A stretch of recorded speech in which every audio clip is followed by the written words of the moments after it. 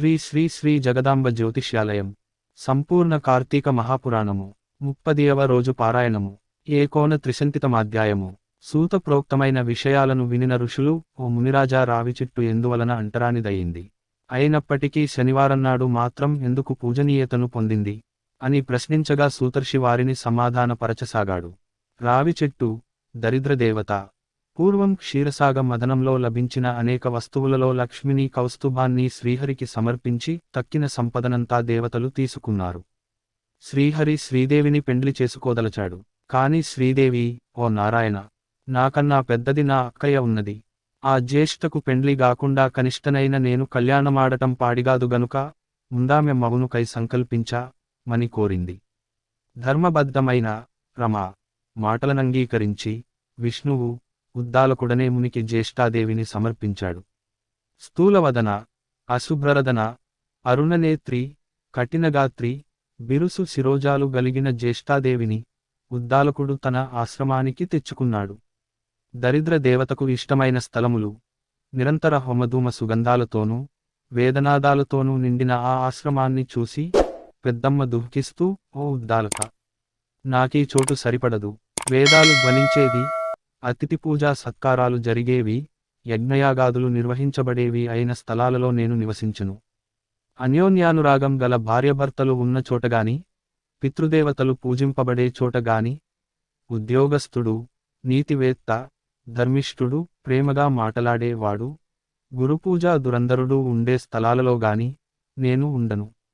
ఏ ఇంటిలో అయితే రాత్రింబవళ్ళు ఆలుమగలు దెబ్బలాడుకుంటూ ఉంటారో, ఏ ఇంట్లో అతిథులు నిరాశతో ఉసూరుమంటారో, ఎక్కడైతే వృద్ధులకు, మిత్రులకు, సజ్జనులకు అవమానాలు జరుగుతుంటాయో, ఎక్కడైతే దురాచారాలు, పరద్రవ్య పరభార్యాపహరణశీలురైన వారుంటారో, అలాంటి చోటులోనైతేనే నేను ఉంటాను.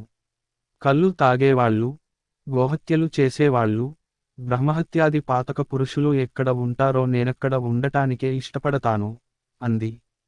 రావి మొదట్లో జ్యేష్ఠావాసం. ఆమె మాటలకు వేదవిదుడైన ఆ ఉద్దాలకుడు కించిత్తు నొచ్చుకున్నవాడై, ఓ జ్యేష్ఠ, నీవు కోరినట్లుగా నీకు తగిన నివాసస్థానాన్ని అన్వేషించి వస్తాను.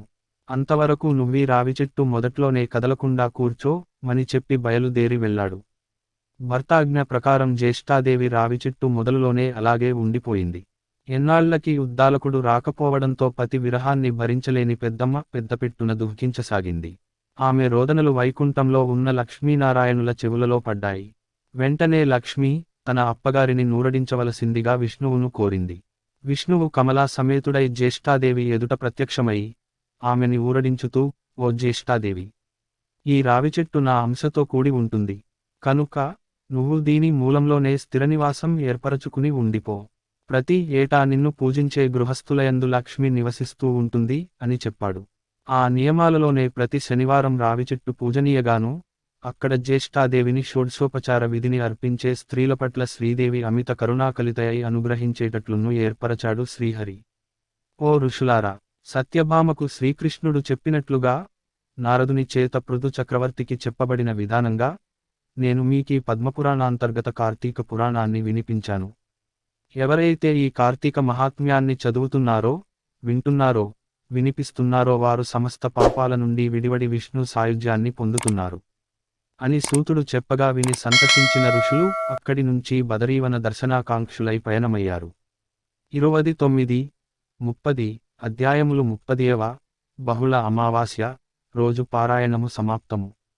పోలి స్వర్గమునకు వైకుంఠమునకు పోవుట. ఆంధ్రదేశమున పవిత్ర కృష్ణానదీ తీరమున బాదర అను గ్రామముండెను. ఆ గ్రామములో నివసించుచున్న అన్ని వర్ణముల వారును అన్నిటను సంపన్నులయ్యుండిరి. పాడి పంటలు, భోగభాగ్యములు, సుఖశాంతులు మున్నగువానితో ఆ గ్రామము సంతోషపూర్ణమయ్యుండెను. ఆ గ్రామములో పోతడు అను పేరుగల చాకలివాడొకడు కలడు. అతని భార్య మాలి క్రూర స్వభావురాలు, దయాదాక్షిణ్యములు లేనిదై గయ్యాళి అని పేరు పడెను. వారికి 4 కుమారులు కలరు. ఆ దంపతులు తమ కుమారులు నలుగురికిని తగిన సమయములయందు వివాహము చేసిరి. మొదటి 3 కోడళ్లను తమ అత్తగారివలనే పొగరుబోతు స్వభావము కలిగి చెడ్డ పేరును తెచ్చుకునిరి. అత్తగారితో సమానముగా గయాళితనమును, చెడు స్వభావమును కలిగియుండిరి. 4వ కోడలు పోలి మృదు స్వభావురాలు, భర్తయందు ఆసక్తి కలిగియుండెను. ఊరి వారి బట్టల మాలిన్యమును పోగొట్టి స్వచ్ఛతను కలిగించు. పోతడు మాత్రము తన కుటుంబ సభ్యుల దుష్ట స్వభావముచే నేర్పడిన తన కుటుంబంలోని మాలిన్యమును పోగొట్టలేని స్థితిలో నుండెను. దీనికి తోడు వాని నిర్ధనత్వము కూడా వానిని బాధించుచుండెను. చిన్న కోడలైన పోలి నీ తన భార్యయగు మాలి మిగిలిన కోడళ్ళును దూషించుట బాధించుట గమనించియు నిస్సహాయుడై యూరకుండెను. అత్తయగు మాలి మిగిలిన తోడికోడళ్లను ఇంటి పనులన్నిటినీ పోలిపై వదలిరి. ఇంటి పనులన్నింటినీ మారు మాట్లాడక తలవంచి చేయుచున్న ఆమెపై జాలి అయిన లేక ఆమెపై చాడీలు చెప్పి ఆమె భర్తచే పోలి ని కొట్టించి తిట్టించి సంతోషపడుచుండిరి. ఈ విధముగా తనను అత్త తోడికోడళ్ళు అనేక విధములుగా బాధించుచున్నను, భర్తకు చాడీలు చెప్పి కొట్టించుచున్నను, తిట్టించుచున్నను. పోలి తన శాంత స్వభావమును, దైవభక్తిని, ధర్మకార్యాసక్తిని విడువక కాలమును గడుపుచుండెను. ఇట్లుండగా కార్తీకమాసము వచ్చెను. గ్రామములోని వారందరును కార్తీకమాస స్నానములను చేయుటకై కృష్ణానదికి పోవుచుండిరి. నదిలో స్నానము చేసి తీరమున దీపములు వెలిగించుచు పూజలను చేయుచుండిరి. ఇట్లు గ్రామము నుండి నదీ స్నానమునకు, దీపారాధనకు, పూజలకు చాలామంది వెళ్ళిరి. అట్లు వెళ్ళిన వారిలో నిజమైన భక్తులు కొందరుందురు. కొందరు తామును వారికి వలె పూజ మున్నగువానిని చేసి పుణ్యమును సంపాదింపవలయునని తలచి నదీ స్నానము మొదలగువానిని చేయుదురు. మరికొందరు తామును మిగిలిన వారివలె చేయనిచో బాగుండదని వచ్చి మిగిలిన వారి వలె నదీ స్నానమును మిగిలిన వానిని ఆచరింతురు. ఇట్టి వీరందరిని చూచి వినోదించుటకై కూడా మరికొందరు నదీ స్నానము మొదలగు వానికి తయారగుదురు. పోలి అత్త మాలి యను ఆమె కోడళ్ళు ముగ్గురును పోలి నీ ఇంటి వద్ద నుంచి నదీ స్నానమునకు వెళ్ళిరి. ఇంటి పనిని బాధ్యతను పోలి కి అప్పగించిరి. నదీ స్నానమునకు బోయి స్నానము దీపారాధన మున్నగు వానిని చేయునప్పుడు మాలి మున్నగు వారి దృష్టి దైవముపై దైవ కార్యముపై లేదు. మనస్సును చేయుపనిపై నిలుపలేదు. భక్తి వారిలో మొదటి నుండి లేదు. స్నానము మొదలగు వానిని చేయుచున్నను వారు పోలి ఇంటి వద్ద పాలను త్రాగుచున్నదేమో, పెరుగు వెన్న మొదలగు వానిని తినుచున్నదేమో, లేక వానిని అమ్ముకొని సొమ్ము చేసుకొని దాచుకొనుచున్నదేమో అని అనేక విధములుగా తలచుకొనుచు తమ తలపులను మాటలలో పక్కవారికి తెలుపుకొనుచు తమ బుద్ధిని మనసును పోలి నీ ఆడిపోసికొనుటయందు నిలిపిరి. వారి శరీరములు అవయవములు నదీ స్నానమును దీపారాధనమును దైవ దర్శనమును చేయుచున్నవి. వారు కేవలము పోలి కి చెందిన పరధ్యాసలో మనస్సును స్నానము మొదలగు వానిలో శరీరములను పోలి ని నిందించుటలో మాటలను నిలిపిరి. ఈ విధముగా కార్తీకమాసమును కృష్ణాతీరమున వారు గడిపిరి. వ్రతోద్యాపనకై మార్గశిర శుద్ధ పాడ్యమినాడు కృష్ణాతీరమునకు చేరిరి. ఇక ఇంటనున్న పోలి నిస్సహాయురాలు. అత్తగారికి తోడికోడళ్లకును సమాధానమును కూడా చెప్పలేని స్థితిలోనున్నది. భర్తయు తన తల్లి మాటలను వదినల పలుకులను వినును నమ్మును. తనను పోలి పట్టించుకొనడు. నదీ స్నానము దీపారాధన మున్నగు వానిని చేయువలయుననియున్నను ఇంటి బాధ్యతకు బంధితురాలైన ఆమె తన భక్తిని నదీ స్నానాదుల యందలి కోరికను దైవ ధర్మకార్యాసక్తిని తనలోనే దాచుకొనెను. అత్తకు తోడికోడళ్లకు సమాధానము చెప్పలేదు. తననొక సాటి జీవిగనైన తలచని వారి మానవత్వమునకేమి చేయును. అప్పుడామె నిస్సహాయ రీతిలో నింటి బాధ్యతలను ఇంటి పనులను చేయుచు నింటిలోనే యున్నదై తన మనసులో నిట్లను కొనెను. దీనరక్షణ గోవింద జనార్దన స్వామి దీనబంధు నేనేమి చేయగలను, అశక్తురాలను నిస్సహాయురాలను, నా అత్త తోడికోడళ్ళు నన్ను విడిచి నదీతీరమునకేగి స్నాన దీపారాధన మున్నగు వానిని చేయుచున్నారు. వారివల్లే నాకును పుణ్యమును సంపాదించవలెను, భగవంతుని పూజింపవలయును అని యుండునని భావింపకపోయిరి. నేనేమీ చేయలేకున్నాను. పవిత్ర నదీ స్నానము లేదు, స్ఫూర్తినిచ్చు దీపారాధన లేదు, మనసునకు ప్రశాంతతనిచ్చు దైవదర్శనము పూజ పురాణ శ్రవణము ఏవీయును లేవు. ఏమి చేయుదును, నాకెట్టి గతి కలుగునో కదా, నేనెంత దురదృష్టవంతురాలను అని ఆమె బహువిధములుగా విచారించెను. తన మనసులో భగవంతుని ధ్యానించుచునామె తన పరిస్థితికి లోబడి ఇంటిలో కుండలోనున్న నీటితో స్నానమాచరించెను. చినిగిన వస్త్రమును ధరించిన ఆమె తాను ధరించిన జీర్ణవస్త్రము యొక్క అంచును చించి వత్తిగా చేసెను. దానికొక పాత్రలో నుంచి కవ్వమున కంటిన కొద్దిపాటి వెన్నను తీసి ఆ పాత్రయందుంచి దీపమును వెలిగించి స్వామి పుండరీకాక్ష గోవింద జనార్దన అనాథరక్షక దీనబంధు దయజూపుము నేనశక్తురాలను నాపై ననుగ్రహము నుంచుమా ని పోలి ప్రార్థించెను. ఇట్లు దీనావస్థలో ఉన్న పోలిని వైకుంఠమున ఉన్న దయాసముద్రుడగు శ్రీ మహావిష్ణువు గమనించెను. ఆమెపై అనుగ్రహము కలిగెను. ద్వారపాలకుడైన సుశీలుడను వానిని జూచి, ఓయి, నీవీమెను వెంటనే సగౌరవముగా బంగారు విమానము నెక్కించి తీసుకుని రమ్మని ఆజ్ఞాపించెను. సుశీలుడను వెంటనే, పోలి, ఉన్న చోటునకు బంగారపు విమానముతో వచ్చి, ఓ సాధ్వి, మంచి నడవడిక గల ఉత్తమురాలా, నిన్ను ఈ శరీరముతోనే వైకుంఠమునకు తీసుకొని రమ్మని శ్రీ మహావిష్ణువు పంపెను. కావున వెంటనే వచ్చి ఈ విమానమును ఎక్కుము రమ్మ ని తొందరపెట్టెను.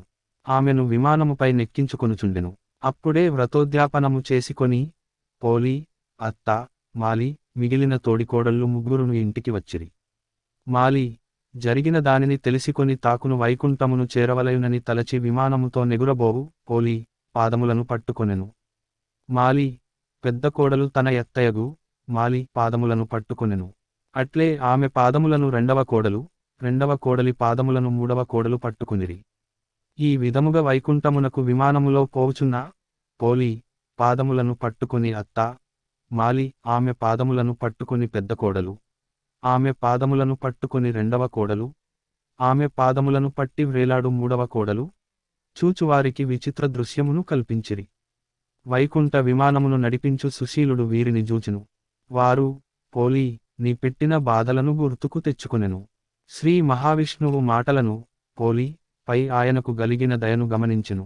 మీరు మంచివారు కారు, పోలి, నీ చూచి అసూయపడి ఆమెను బహువిధములుగా బాధించిరి.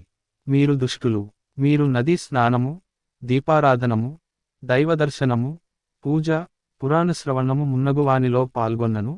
మనసులో, పోలి, నీ దూషించుచు, పాలు, పెరుగు, నెయ్యి మొదలగు ఇంటి విషయములను తలచిరి. పోలి, పై అసూయపడిరి. కావున మీరు దుష్టులు, మీరు వైకుంఠమునకు రాదగిన వారు కారు. కుంభీపాకము మొదలగు నరకములే మీకు దగినవి.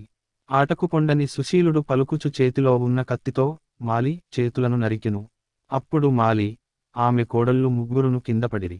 సుశీలుడు మిక్కిలి ప్రేమాదరణలతోనూ మహావైభవముగా, పోలి, ని వైకుంఠమునకు తీసుకుని పోయెను. ఈ విధముగా పోలి శ్రీ మహావిష్ణువు దయకు పాత్రురాలైనది. పోలి వృత్తాంతము వలన ఈ కింది విషయములు గమనింపదగి ఉన్నవి. భగవంతుని యందు నిర్మలమైన భక్తి ఉండవలెను. ఆ భక్తిలో తన్మయత్వము ఉండవలెను. పూజలోని ఆడంబరములు గాని, పూజ చేయువారి ఆడంబరము గాని భగవంతుని ముగమాట పెట్టవు. ఇతరులను చూచి అసూయపడుట, వారిని బాధించుట భక్తులైన వారికి ఉండరాదు. అట్టివారు, మాలి మొదలగువారు, పరిశుద్ధమైన భక్తి మాత్రమే నిరాడంబరమైనను భగవంతునకు ప్రీతి కలిగించును. దిక్కులేని వారికి దేవుడే దిక్కు. కావున మనలో ప్రతి ఒక్కరును అసూయాద్వేషములను విడిచి నిర్మలమైన భక్తితో ఉన్నంతలో యథాశక్తిగా భగవంతుని చేరుటకు, పోలి, వలయత్నింపవలెను. మాలి, మున్నగువారు సంసారములోని మాయకు గుర్తులు కాగా, పోలి, నిర్మల, నిశ్చల భక్తికి ప్రతీక. అట్టి భక్తికి కులము, సంపన్నత మున్నగునవి లేవు. మనమును అట్లగుటకు యత్నించుట మంచిది. 30వ రోజు, నిషిద్ధములు, పగటి ఆహారం, ఉసిరి, దానములు, నువ్వులు, తర్పణలు, ఉసిరి, పూజించాల్సిన దైవము, సర్వదేవతలు ప్లస్ పితృదేవతలు, జపించాల్సిన మంత్రము, ఓం అమృతాయ స్వాహా మమ సమస్త పితృదేవతాభ్యో నమః. ఫలితము, ఆత్మస్థైర్యం, కుటుంబక్షేమం. శ్రీ శ్రీ శ్రీ జగదాంబ జ్యోతిష్యాలయం. మరిన్ని వీడియోలు కోసం మా ఛానల్ని సబ్స్క్రైబ్ చేసుకోండి. మా వీడియో అలర్ట్ కోసం గంట సింబల్ని నొక్కండి.